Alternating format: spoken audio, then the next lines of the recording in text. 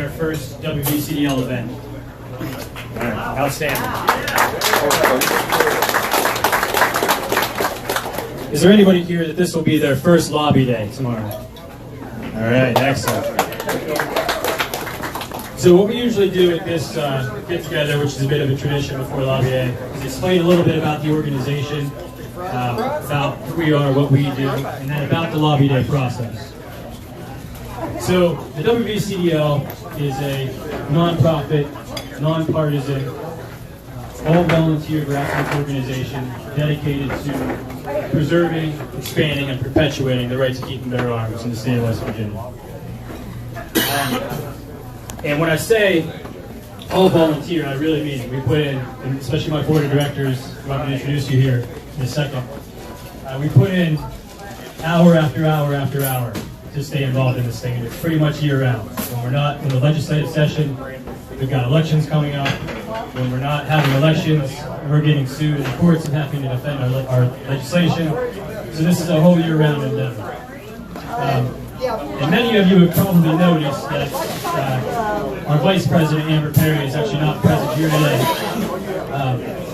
She decided not to come tonight. She's run ragged by class and school and parenting and everything else. So I told her, instead of being here today and only 70% effective tomorrow, to get some rest, and we'll get busy, get lobby day tomorrow. So in addition, I've got some other members. Eric, please step up. Eric Leggs, our new treasurer.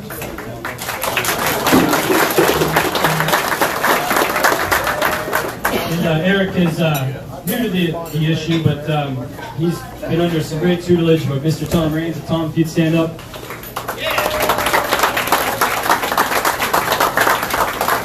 And Tom is still on our board of directors, but he's transitioned away from the treasurer. Tom took on the role of treasurer when we had only about 500 members. And it was him and his wife who were printing off the membership cards, entering all the data, getting everything into the mail and sending it out. So he went from having about 500 members to do that with to well up over and approaching now 5,000. And it got to be pretty tough, so I don't blame him for taking a bit of a risk.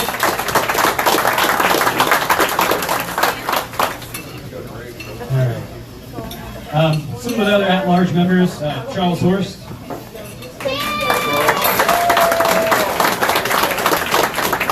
And Charles, we might lose from the board soon enough also, but for the best of reasons, as he's running for office for the House of Delegates. And our organization, we've had several members get into political activism through our organization and later run for office, and something we are very proud of. So hopefully Charles joins those ranks, although I will hate to lose him. In addition to that, another at-large board of directors member, man behind the camera here, Mr. Patrick Moore.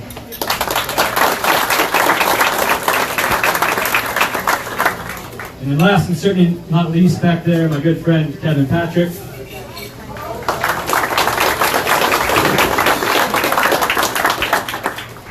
So I really appreciate all the effort that these folks put into this, and we couldn't get it done alone though. So we're going to talk a little bit about what we have done and how we do it. And that brings us usually to talking about some of the bills we have passed. I'm going to go to a cheat sheet because it's gotten to be a little too long. As a matter of fact, Tom actually couldn't fit it on one piece of paper. So in our time, since we have been active, there's not been a single piece of anti-gun legislation that has passed the legislature. I can say that.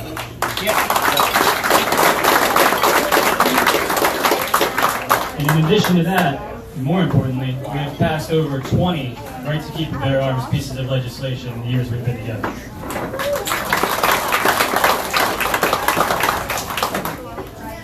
So the first one I'll talk about in depth, and then I'll sort of read off the rest of the list and not go in depth, or we'll be here all night. But the first real piece of legislation that we pushed through that really brought this organization into its own was preemption in 2014. And that made it so that instead of this state having 55 separate county ordinances pertaining to firearms and all kinds of municipal ordinances, it made it so that there was one law for the one state. And to this day, that pays immense dividends. you don't think that some of these counties or Morgantown, for instance, might want to take a shot at an assault rifle ban if they could, we got another thing coming. So this is still paid huge dividends. And after that, train started rolling. So after that, permitting individuals with concealed carry licenses to keep loaded firearms in the vehicles at the state capitol complex. We legalized offensive open carry in the woods. 2016, we passed constitutional carry. State park carry, county park carry, Sunday hunting, protecting shooting ranges from nuisance lawsuits. Permitting individuals with concealed carry licenses to drive onto school grounds to pick up children, pick up drop-off. Employer parking lot protections, hunting information privacy, concealed carry information privacy. And all the way up to last year, where in a really Herculean effort, we were able to pass campus carry through the House. Only unfortunately see it languish in the Senate, but that was still a huge, heavy lift and an amazing thing you guys were able to accomplish. So, people have asked me about campus carry, and it's one of these things that honestly is probably going to take the 2020 election to shake out as to whether that's a viable thing to pull off. And knowing that it wasn't, and being a kind of reality-based organization wanting to always go for what we can actually accomplish, we circle back around to another preemption issue. Some of the folks in this organization, and I'm talking people with 2-digit membership numbers, they've long wanted a full deadly weapon preemption bill. We have a situation now where, Morgantown can't regulate a Glock that I might carry, but they can, and they actually have, from our reading of the ordinances, banned all concealed pocket knives, regardless of blade length. We have other areas that are trying to ban pepper spray being carried. And this is important because, as we've always preached, the right to keep and bear arms clearly applies to more than just firearms as well. And that was recently actually upheld by the United States Supreme Court in the Catano case that explained that this applied to other weapons outside of firearms. And additionally, in our bill, SB 96, we finally are trying to remove one of the last bastions of actually gun control that is in the West Virginia Code, and that is a ban on closed street events that cities sort of escaped with way back when we did our first preemption bill. So currently right now, if there's a closed street event, they can ban, I think it's actually only unlicensed carry, which once upon a time meant just open carry. Now we have constitutional carry. So we're trying to remove that little relic as well, and it's actually in our bill this year, which is SB 96, deadly weapon preemption. And interestingly, that actual piece that we're trying to remove over in Richmond is the exact thing one of their bills they're actually running with. They're trying to actually get the closed streets banned. So one would hope in our legislature people would figure out that we need to remove that ban, otherwise maybe they can go work in Richmond as opposed to Charleston. So, talk to you a little bit about how we accomplish this, because it's certainly not just me or the board of directors, even though we put in all these hours. If it weren't for you folks and your actions, I'd be here talking to an empty room, which I might have done before. But, what's very important is the ability that you guys have as a grassroots organization to be reaching out to engage with legislators. So that brings us to Lobby Day, which is our most important event of the year. This is the time where we get to have you down here, eye to eye with your legislators, letting them know that voting wasn't enough. You didn't just vote and forget about things. You're here to hold them, accountable. You're here to keep the feet to the fire. So tomorrow, Lobby Day, we meet at 8 a.m. inside of the Capitol. We're going to try to go outside of the Attorney General's office. Give yourself a little bit of time to get through security and to find somewhere to park. Another thing I've had to unfortunately say over and over is while it is on the WVCDL's agenda, we do not yet have Capitol carry. So do not try to carry a firearm under the Capitol complex, or it might not be the best day for you.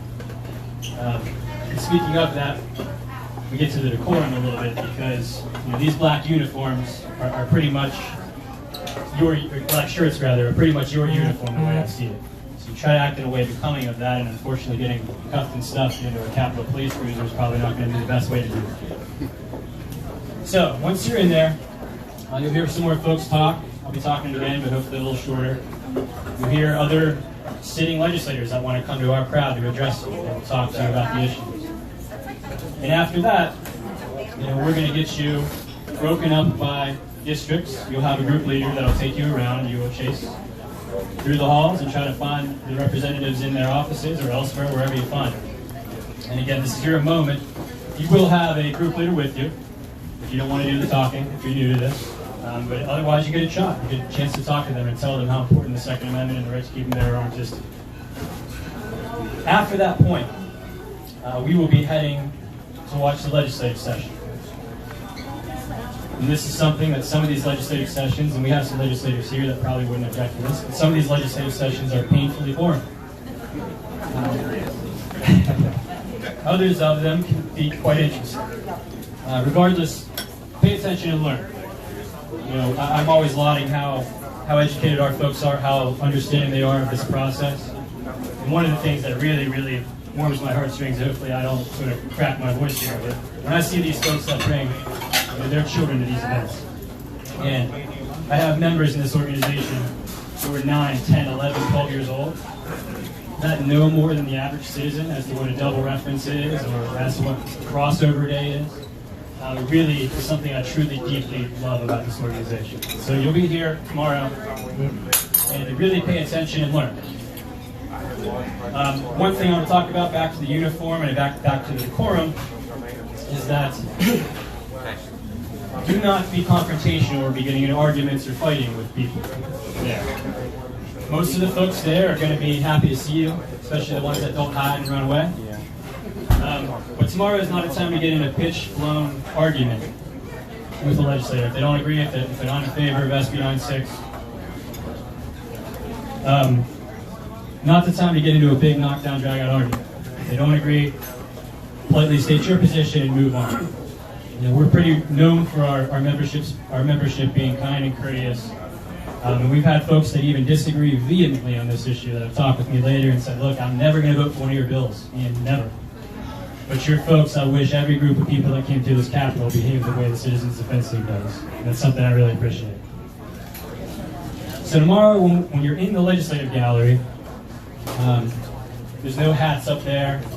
You got to be quiet up there. There's no screaming or jeering or applauding. It's not British Parliament. And that might be important tomorrow because what we're hearing is there's a piece of legislation that is it's being aimed at drastically reducing the fee, or as I call it, a tax, for the concealed carry license. That's an actual NRA bill that's running tomorrow. And that bill actually might be passed tomorrow. As much as we like all that, don't jump up and start clapping and hooting and hollering. Maintain the decorum. Hopefully the message is said that while we support the NRA and we work hand in hand everywhere we can, hopefully it's understood by the legislators that we didn't drive all this way and engage in this and make all these calls and emails on just the reduction of fees. I had half a mind to maybe have some of our people over in the Senate perhaps to thank them for passing SB 96. Because the current status of our legislation in the House is sort of a little bit unknown. We're trying to get onto the legislative agenda of the Political Subdivisions Committee. But we'll be talking about all that tomorrow, and we'll be ready to go. But again, the decorum is don't be jumping up and down, and as happy as we all are if they do pass that legislation and lower fees, don't be getting drug out of there by the Sergeant at Arms. So, last thing I want to mention, we're going to turn this over, but the last thing I want to mention is, again, I can't thank you all enough for being here. There's a lot of folks in this room that I literally consider family at this point.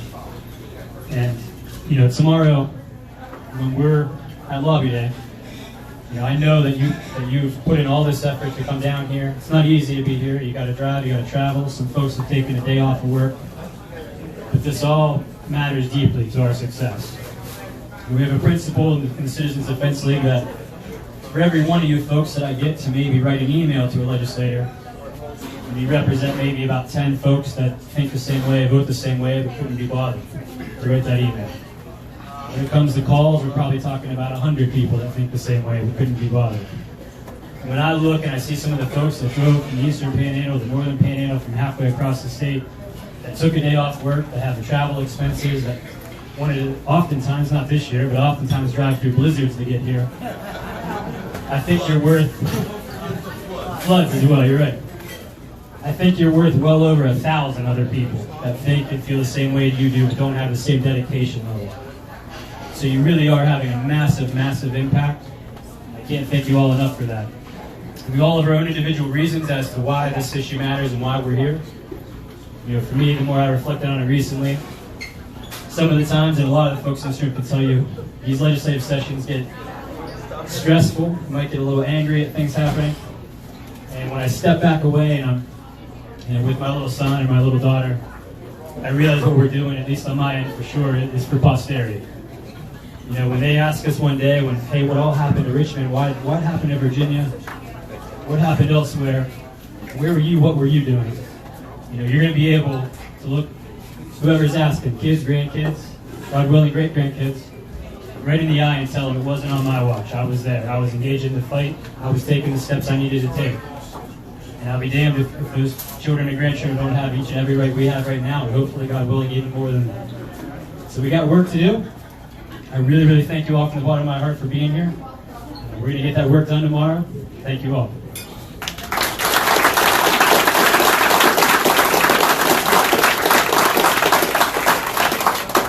Let me go ahead and turn this over to a good friend, Art Tom, who's our NRA representative for the state.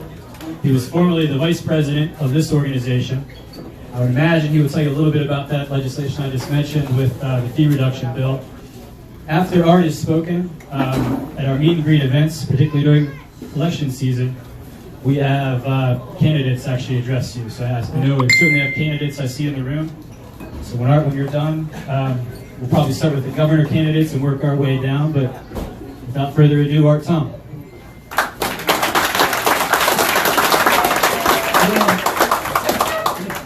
Good evening, everybody. I've been out here and chatting with you guys, since 2008, and in West Virginia, I'm always able to start the same way. And welcome to the safest restaurant in the state of West Virginia.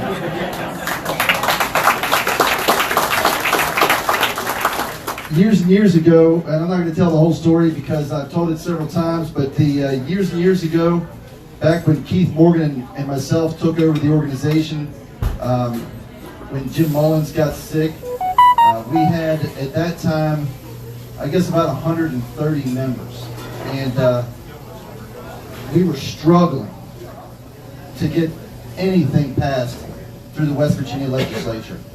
At that point, the legislature was democratically controlled, and it took a lot to get anything through. And then we started building the WVCDL up, and you all and people like you all started coming to lobby day, started coming to committee meetings, started flooding the Speaker of the House and the Senate President at the time with black shirts. And then the wheels started moving. And we got some concealed carry permit privacy. And then we decided this preemption wasn't working out, and we were able to work with the Democratic leadership at the time and get that through. You know, it wasn't a perfect bill. As Ian mentioned, you know, the closed street situation was something that just had to happen at the time. We couldn't get around that. We weren't going to get around it. We were going to lose preemption if that wasn't the case.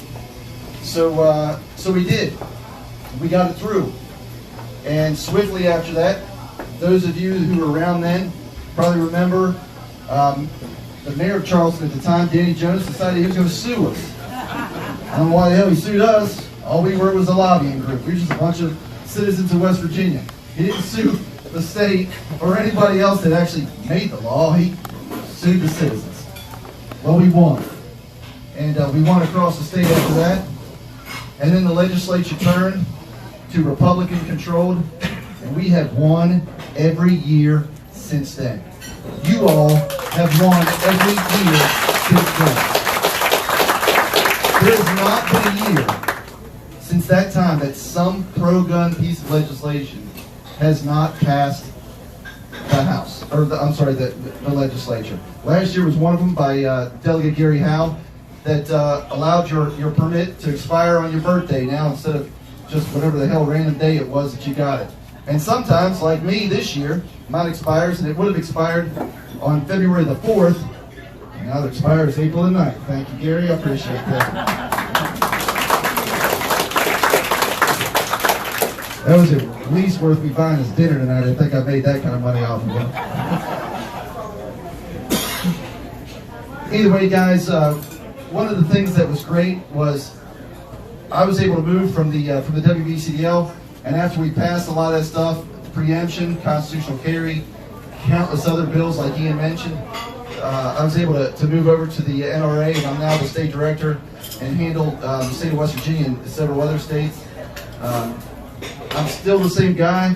The NRA here in the state of West Virginia is still the same grassroots-driven organization that we were when connected with the WVCDL. I've said this to I think every board member with the WVCDL. I wish in every other state that I handle I could just clone the WVCDL and take them with me to other states. In fact, one of the things that I got to talk to Ian about, and some of the other board members that are going to spring him, and this is probably a good time to spring it, is there's a group in Kentucky that's about the same size that WVCDL was when Keith and I took it over. My hope is that the WVCDL board is going to help me. We're going to take them over to Kentucky, pay for them to stay there a couple nights. We're going to develop a plan, and we're going to get that group as big as you all are, and get that state as effective as you all have made this state. It's going to be great things, and again, all of that is from the effects of each and every one of you and the things that you guys continue to do on a daily basis. Tomorrow, as Ian alluded to, there will be a bill that will pass the House in their session tomorrow. The reduced fees bill, it's going to take the fee right now, it's $100, it's going to take it down to $50. So that's going to be great. Huge cut. We were able to stave off an amendment that would have jacked the fees back up. That was defeated 80-11. There were several members that weren't available to vote that day. We suspect a lot of those votes will be back, and a lot of those votes will come back. So I'm thinking it's going to be in the 90s that this bill will pass. I've talked to the to Senate leadership, and they've assured me that it's going to grease through there as well. So hopefully at the end of this session, you all will be able to enjoy having a significantly reduced permit system and the fees associated with that. Tax, as Ian put it. I agree. One of the things as you're going around tomorrow, again, if you're on the Senate side, talking to them about the reduced permit fees bill and how important that is to you all. On the House side, one of the big things to make sure that everybody knows about, every person you talk to, every legislator, is Senate Bill 96. Get it through committee, get it to the floor for a vote. There's no reason it should sail through the Senate like it did just to die in the House. There's absolutely no reason. Don't let a bill like that die over political games. And sometimes that's exactly what it is. One chamber passes it because they know the other one's not going to. And they can pat each other on the back and say, we did our job. That was the other one. And they're sitting there pointing fingers at each other, and you're the loser. Don't let that happen. Make sure in the House you tell them how important SB 96 is. In the Senate, make sure you tell them how important House Bill 4955 is. If you can't remember the numbers, that's no problem. When you're in the Senate, I want a cheaper permit. When you're in the House, I want to be able to carry my knife and pepper spray. It's crazy. It's crazy to think that some of these cities cannot regulate my 9mm that I carry on a daily basis, but they can my Benchmade. It just doesn't make any sense. Explain that to them. Explain that what your expectations are, kindly, to every legislature that you meet. They need to understand, I've said this from the very first speech I made, and I'll say it until the very last one I make. Represent your people, or we will find somebody who will. This is West Virginia. This is not Massachusetts. This is not New York. This is not California. Hell, this is not Virginia. Don't allow it to become that.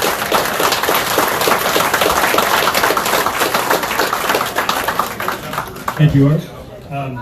Hearing him talk, I wanted to actually reiterate, as if I didn't make it clear, SB 96 has passed the Senate.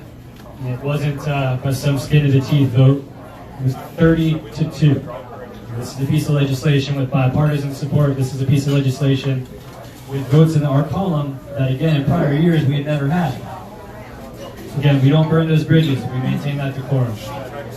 One last thing I wanted to mention is, instead of hitting on each and every one of the talking points for SB 96 today and keep you here all night, we do have a printout.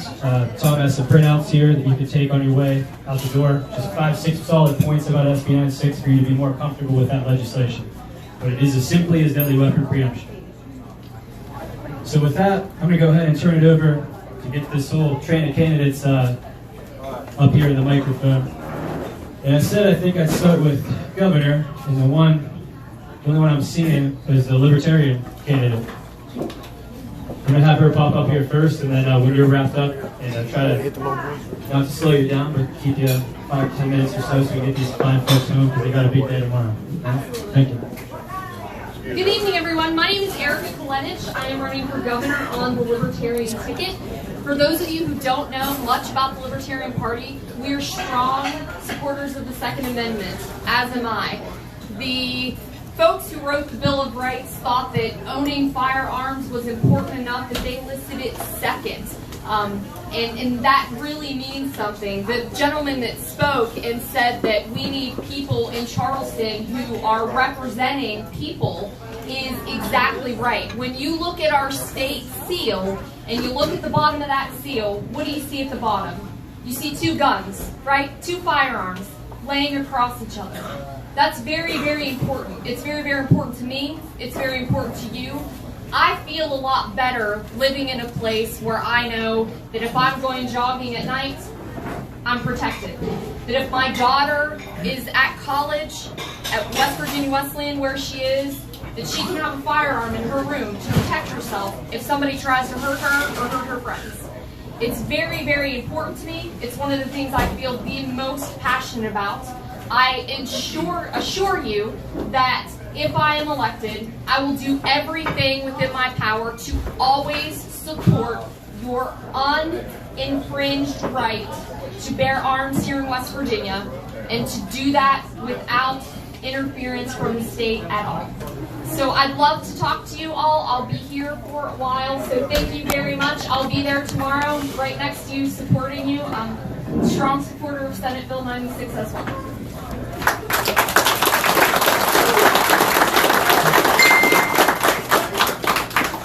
See another candidate for governor straight over here, Mr. Michael Folk. A lot of the bills I rattled off there, I'd say probably 10 or 11 of them. If you look in the vote columns when he was in the House, his name would appear there. He's been a long-term supporter of our legislation. You all really need to know where I stand on the Second Amendment. Do you really need to know? You're done. You know, a couple things.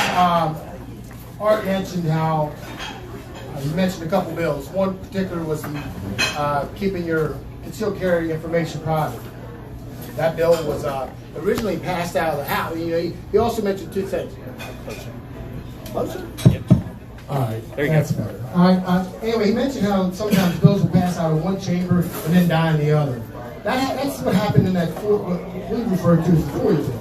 Because the Press Association, if you don't know, the genesis of that bill was that up in New York, some paper published online every concealed carry permit holder's information where they lived, which is a bad idea, in my opinion.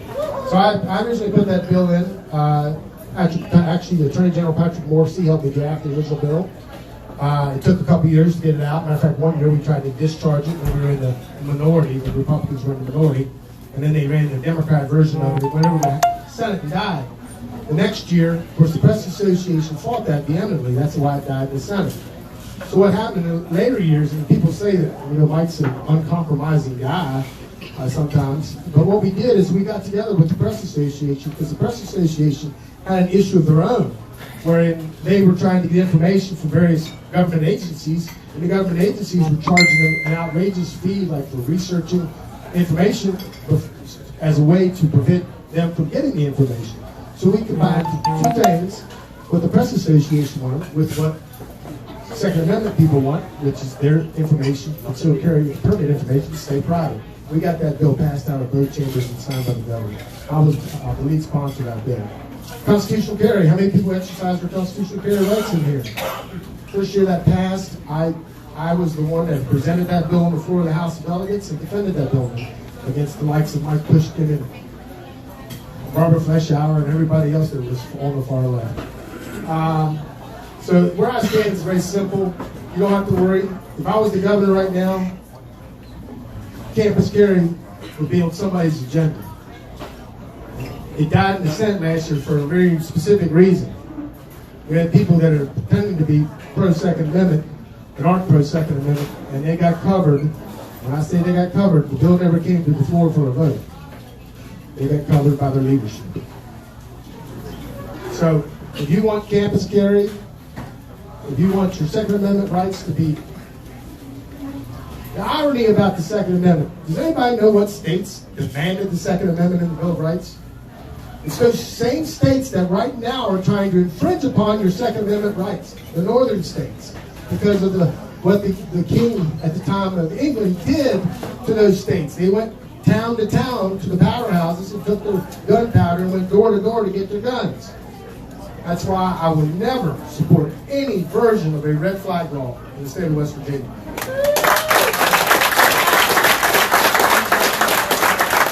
If you have any questions, please feel free to ask me. I'm on Facebook, Michael Folk, West Virginia Governor. I'm Michael Folk, also on Facebook. If you want to friend me, if you're not already my friend, I'm probably friends with 90% of you here. And lastly, I have signs. Thank you.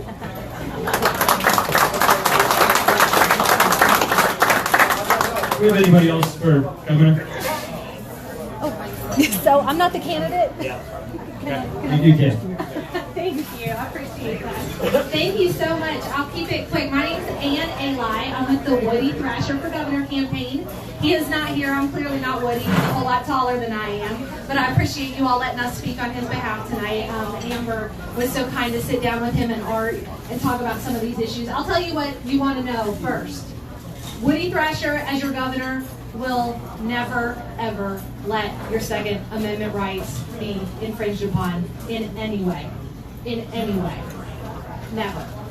Nick Fulmer, our field director, is sitting back there. He can tell you specifics of Woody's hunting style. They went hunting together before Thanksgiving.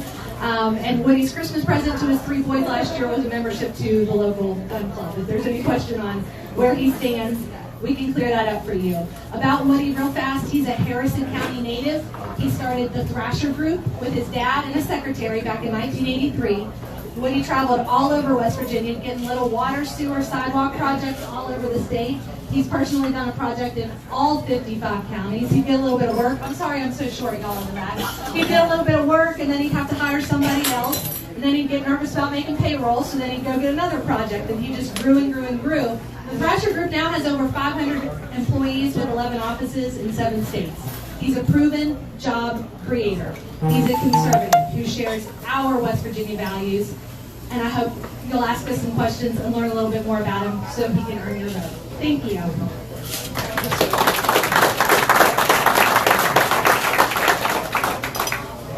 I won't really ask for forgiveness for starting with governor before addressing if we have national candidates, because I'm not the biggest fan of the District of Columbia, but my understanding is we do have a federal candidate as well.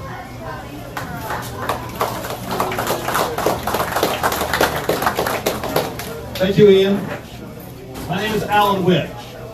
I'm a candidate for the United States Senate as a Republican.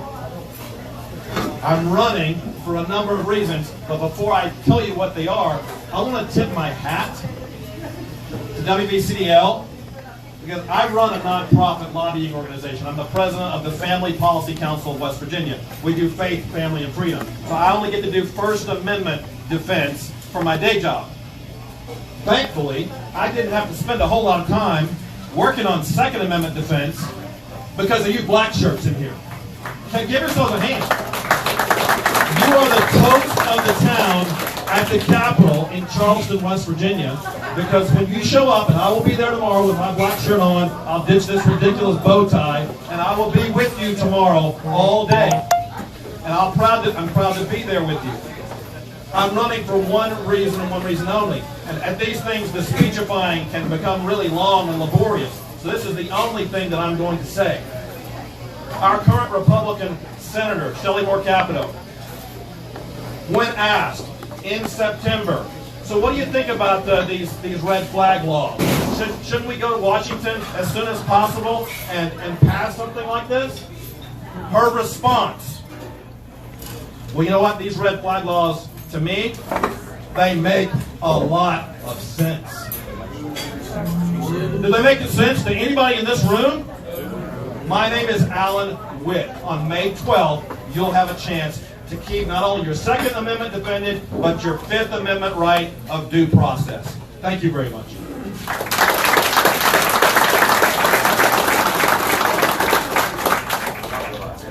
All right, we'll hop back to the state level. I imagine, you know, we have a member running for state senate. I don't know if she wants to pop up here or not.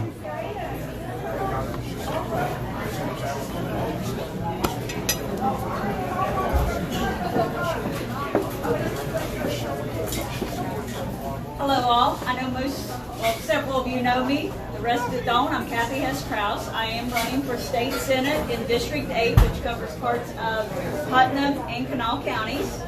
And I look forward to having all of you support me for that. I can promise you I am a strong supporter of our Second Amendment. I have my card right here. I am number 276. I've been here since, 2011, 2012. I've been a member. I've spoke up on the House floor during public hearings. I've spoke up in committee hearings. I'm definitely all over social media with it. I do a 30 days of concealed carry. That way the women in here all know how to carry and get away with it. And for those who asked tonight if I do support the Second Amendment, I'll show you again. There's one, there's two, and there's three. So yes, I do support it. And I will make sure that all of you can continue to have your rights. And I would appreciate all of your support. And even if you're not in my district, everybody here knows somebody. And that somebody may also know somebody in my district. Please, some of the biggest help you can give us candidates is like our pages and share our posts. And I promise I will go there and I will fight for our freedoms of the Second Amendment and protect them. Thank you all very much. I appreciate it.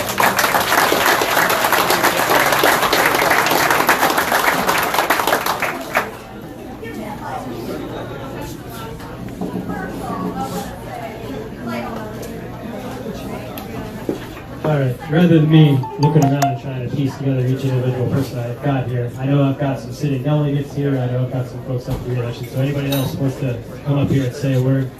All right, so Mr. Butler took the date. Thank you, Ian. I don't want to take very long here, but I do want to mention something, well, a couple things. I'm a Marine Corps veteran, so that probably tells you what I think about guns. They're necessary, right, for our freedom.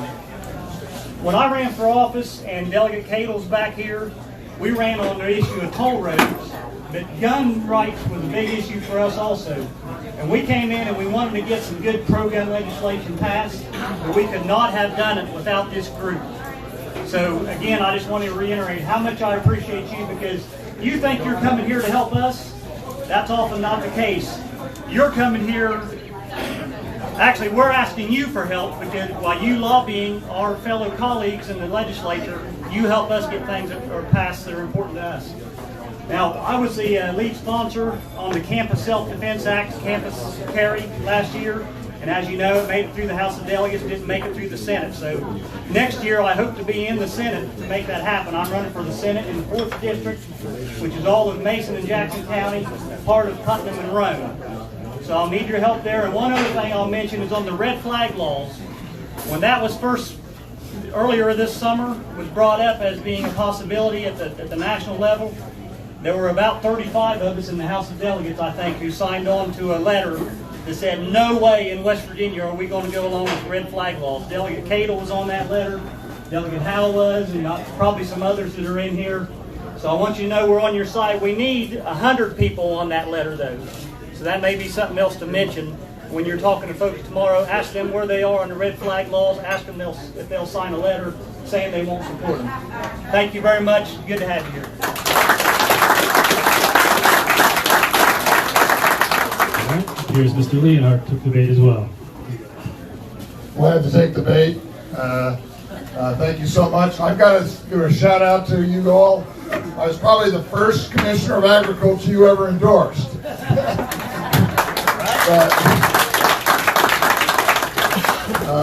It looks like I'm going to need your help again in 2020, and I certainly would appreciate it. Many of you probably remember the work that I did with my buddy here, Robert Carnes, when we were in the Senate together on the constitutional carry bill. That was getting down to the wire, and it got vetoed and it got overridden, but there was a time it looked like they were trying to push it to where it got vetoed and it couldn't be overridden. So we worked very hard at making sure that once it passed, and it became law.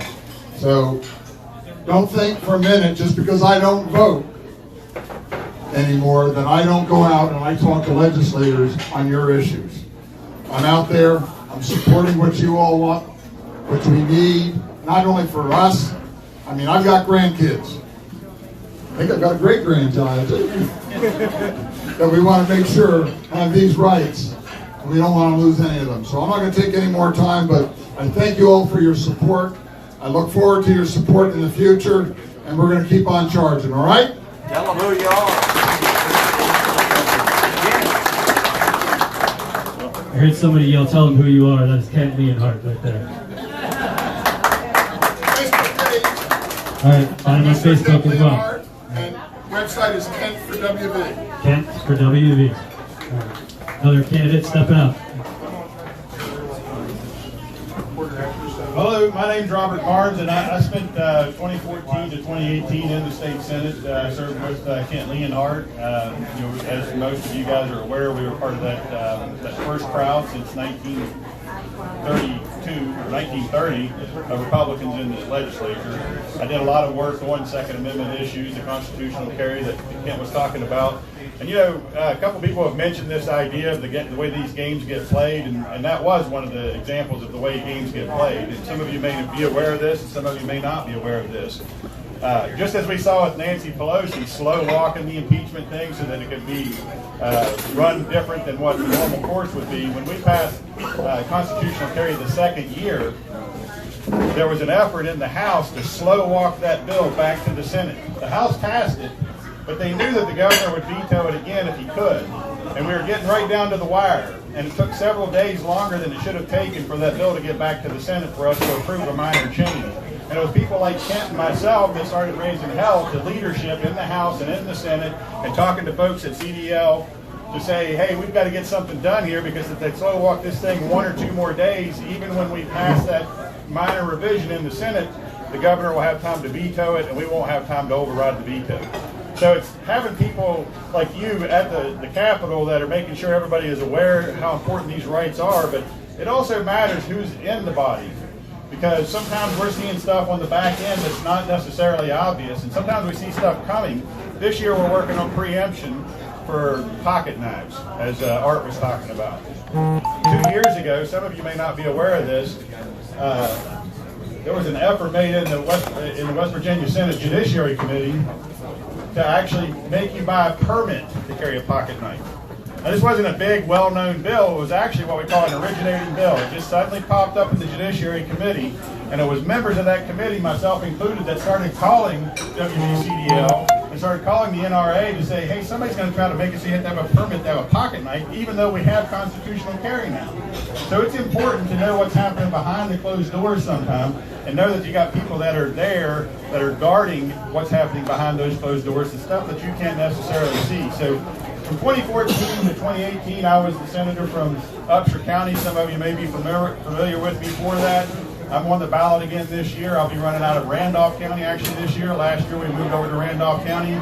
and I would appreciate any help that you can give me, because I'll be down there in Charleston helping you every way I can. Every year on lobby day that I was in the legislature, this was underneath of my required costume that I had to wear. Because I wasn't just a legislator, I was a member, and I was there standing with you guys the whole time. Thank you.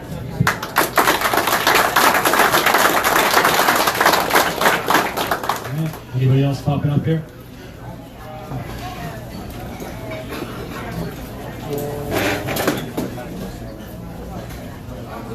Hello, I'm Trevor Morris. I'm running for House of Delegates in the 35th District. On December 15th, 1791, the Second Amendment was passed. And I'm a member of the NRA, and I have guns and I hunt it every year. I will never support any gun bans, and I want to pass legislation to train our teachers to carry guns in schools to protect our kids. So just remember in May, vote Morris for House.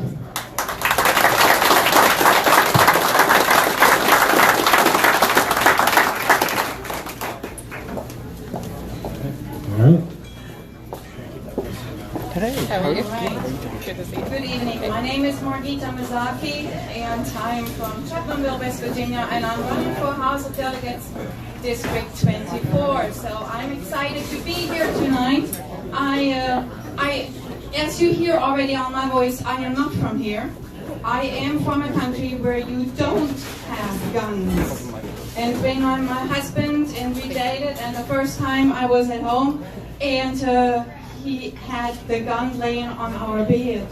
And I broke out in sweats. It was just horrible. I was like, I had never seen a gun. We grew up in Germany without guns, okay? And I am so tickled to say that we have our family from Germany here that Derek had to go through a whole year of gun class, or to become a hunter, to be able to have a gun at his house, okay? And it's really sad that a country is there that just lets no one really have a gun. And here we are in the United States. I'm living here now 20 years. I am so excited to live here. And I became a United States citizen in 2017. We went to home for Christmas a couple of years ago, and you wouldn't believe what's going on in Germany. It's horrible what's happening over there. It is like you have no idea what's happening with migration. Everything that people that are coming in, and they are not supporting the law, they are not immigrating, they are not assimilating into a society, they destroy it, okay? And then you are in Germany, and all you see is black and burqas and whatever. It's horrible, people begging in the street. And my friends in Germany, they don't see what's happening because it's coming slowly. It's coming slowly. And this is what's happening here. I was so mad when I saw that happening. And I was like, you know what? I am living here. I love this country. These mountains have my heart. I love living here, and I will get up and I will help to work in the capital. And so I'm just so happy to be here, because I support whatever you all are doing here, and I can't wait to get into the capital and work in the House. And you never know where God has what God has plans for us. So thank you for being here. God bless you.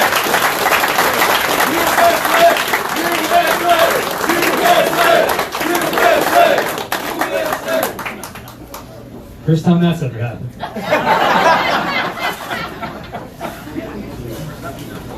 Can't let Gary out of there.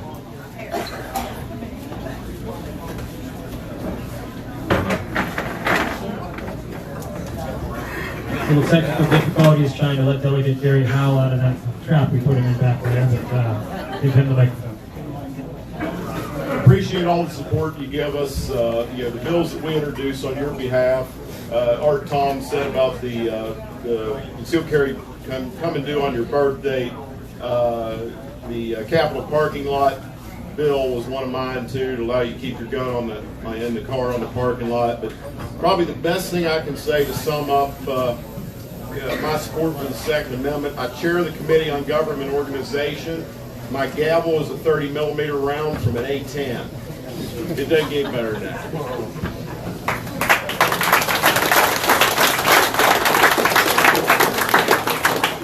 Tough act to follow up, but Delegate Diana Graves.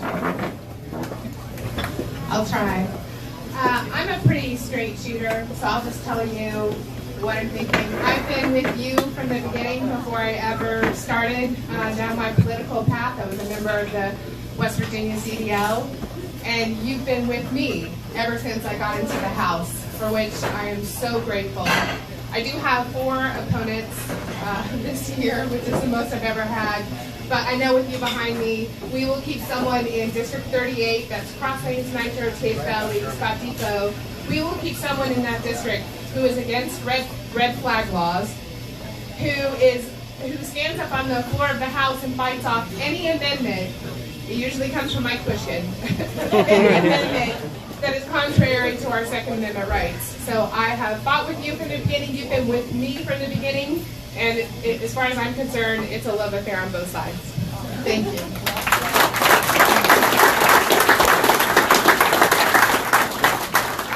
I believe, I was talking about this earlier with folks who had joined our organization and got into politics. These are fine examples, and bring you Delegate Joe Jeffries, who is one of those folks that was a member and is now in the legislature.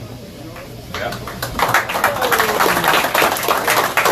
All right, everybody, I'm Joe Jeffries. I represent the 22nd District, which is parts of Putnam, Lincoln, Logan, and Boone County.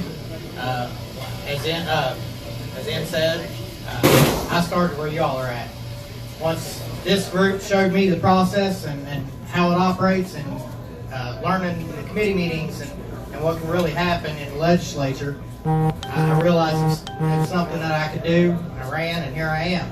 I am running for re-election again, and one thing that I think we don't see, and I think we know about it, they talked about it. Last year, the House may have passed campus carry, but they did try to kill it.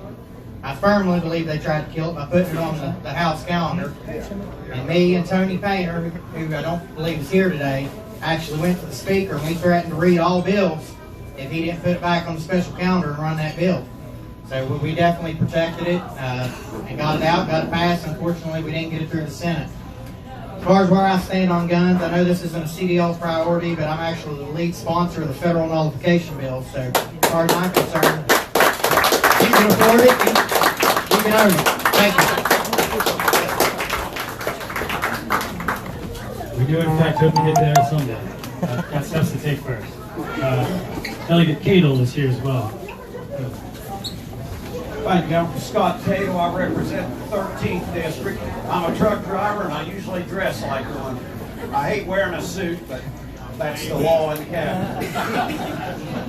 But anyway, I represent part of Mason, part of Jackson, part of Putnam County.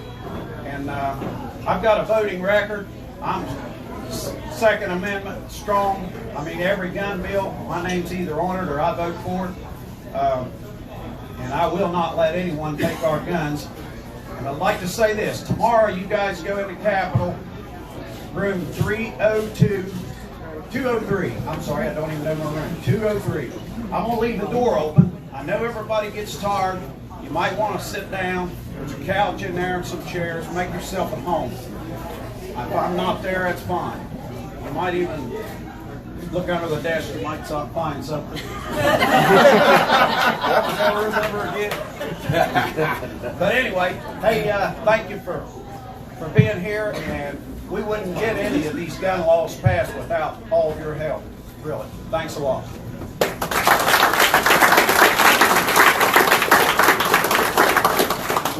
All right, so now we'll go to our other candidate who happens to be a board of directors member. So I think I know where he stands on these kind of issues. But Mr. Charles Horst. As Ian said, I'm running for the 62nd District, which is up in the Eastern Panhandle. I'm not going to go into anything of where I stand on the Second Amendment. I think my position here probably assures you exactly where I'm at, and that will not ever change. I guarantee you that. With that said, what I'd like to mention is a little bit about the WVCDL. I'm only standing here because of the WVCDL. 6, 7 years ago when I got hooked up with the WVCDL, I could have cared less about politics. Sure, I voted. Half the time I voted for people I had no idea what they stood for. I'll never do that again. I've learned so much in such a short period of time. And here I stand. Here I'm running for delegate 62nd District. To be quite honest with you, I expect this time next year I'll be talking to you as the delegate for the 62nd District. And not quite sure what else to say, but thank you guys. You guys are all the ones that make the WVCDL what they are. I've seen it from both sides. I've seen it from where you're sitting. I've seen it from being on the board and how everything intertwines and is hooked together, and how the membership is what literally drives everything when the call to actions go out. So keep it up and we'll get there.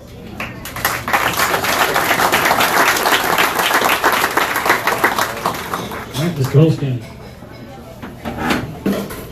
All right, good evening. My name is Barry Holstein, and I'm running for Kanawha County School Board. And some of you may be going, why is there a school board person here? Well, so first of all, just a little about me.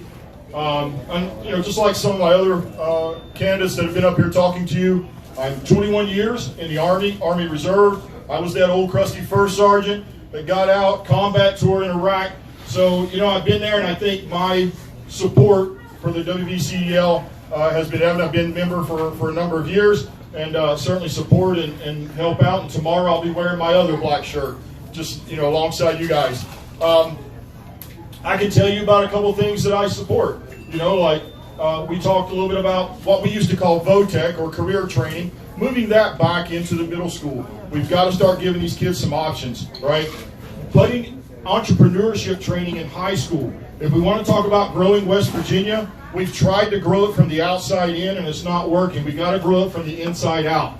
We've got to start giving these kids some opportunities to learn entrepreneurial skills, to get out into their community, to create business in their community for their community. And those are a couple of things that I support as a board. But the big thing is, I hope over the last couple of years, folks have kind of woken up a little bit to the idea that, politics and these important policy decisions, it's not just about who's sitting at the Capitol.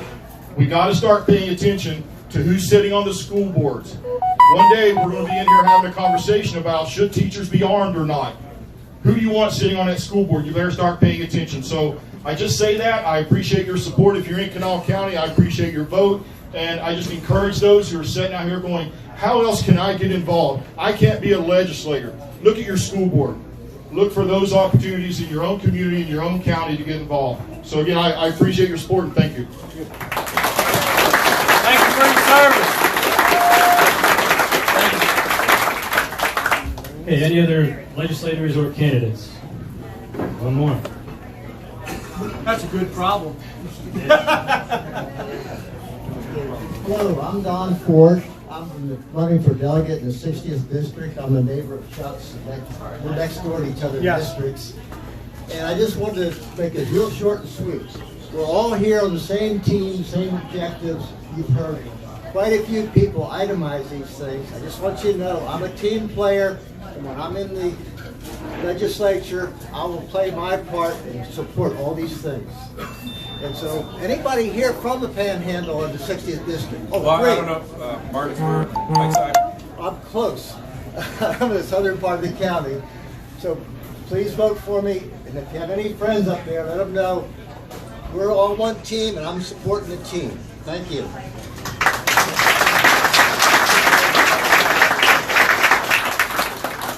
All right, last call here. With that, then, I'm going to give you a few closing remarks and we'll get out the doors because we got a big day tomorrow. He's tucked away back there in the corner of the room, but when I was introducing my board of directors, he's not on the board of directors quite yet, but we have a gentleman that's been helping us a lot with our growth and with getting our system grant that Tom mentioned earlier. We're trying to transition from 500 members to 5,000. And that is Zach Campbell, who's in the back here. He's sort of our membership coordinator.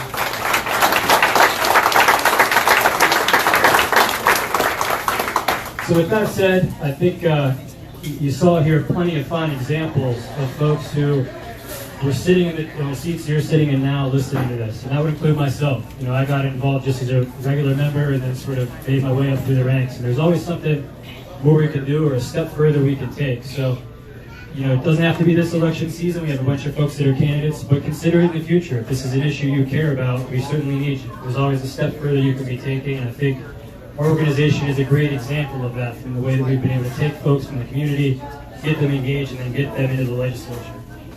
So otherwise, I just thank you all again for coming out.